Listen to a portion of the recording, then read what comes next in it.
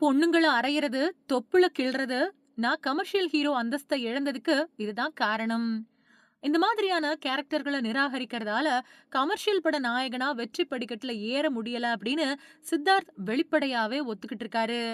தென்னிந்திய சினிமாவோட முன்னணி நடிகரா இருக்கக்கூடிய சித்தார்த், தனக்கு வந்த பட வாய்ப்புகள் பத்தியும், அதிகமான பட வாய்ப்புகள இழந்தத பத்தியும் பகிர்ந்துட்டு இருக்காரு. சினிமா உலகத்துல தன்னோட மனசுல இருக்கக்கூடியத வெளிப்படையா பேசுறதுல தயங்காதவரு நடிகர் சித்தார்த். அவரோட வார்த்தைகள் சர்ச்சையாவும், பல தடவ விவாத பொருளாவும் மாறி இருந்தாலும், ஒரு கேள்விக்கு பதில் குடுக்கவோ, இல்லனா மனசுல இருக்கிறத சொல்லவோ சித்தார்த் எப்பவுமே தயங்குனதே இல்ல.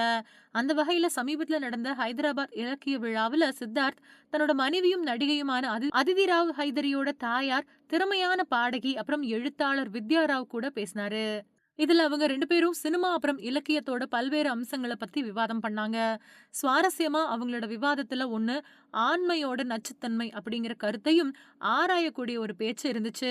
சித்தார்த் வேணும்னே திரையில ஆண்மையோட பெருமை பேசக்கூடிய கேரக்டர்கள நடிக்கிறதில்ல அப்படின்னு சொல்லியிருக்காரு. இருந்தாலும் அந்த மாதிரியான கேரக்டர்கள நிராகரிக்கிறதால, ஒரு கமர்ஷியல் ஹீரோ வெற்றியோட ஏணியில ஏற முடியாது அப்படிங்கிறதையும் சித்தார்த் வெளிப்படையாவே ஒத்துக்கிட்டாரு. பொண்ணுங்கள அறையறது, ஐட்டம் பாடல்கள் பண்றது, ஒருத்தரோட தொப்புல கிள்றது, ஒரு பொண்ணு என்ன செய்யணும், எங்க போகணும் அப்படின்னு சொல்றது மாதிரியான ஸ்கிரிப்டுகள நான் முற்றிலும் நிராகரிச்சேன். நிச்சயமா நான் வித்தியாசமா இருந்தா, இன்னைக்கு ரொம்ப பெரிய திரைப்பட நட்சத்திரமா உருவாயிருக்கலாம்.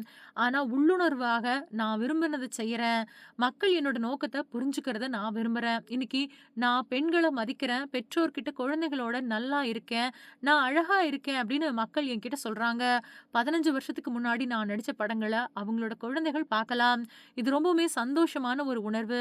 இது இயல்பாவே நடந்திருக்கலாம். ஆனா, அது கிட்டத்தட்ட ஒரு தனிமையான போர் அப்படின்னு தான் சொல்லணும். இந்த உணர்வு கோடிக்கணக்குல அளவிடக்கூடிய ஒண்ணு கிடையாது. என்ன சுத்தி இருக்கக்கூடிய எல்லாருமே ஆக்ரோஷமாவும், ஆண்மையோடையும் இருக்க முயற்சி பண்றாங்க.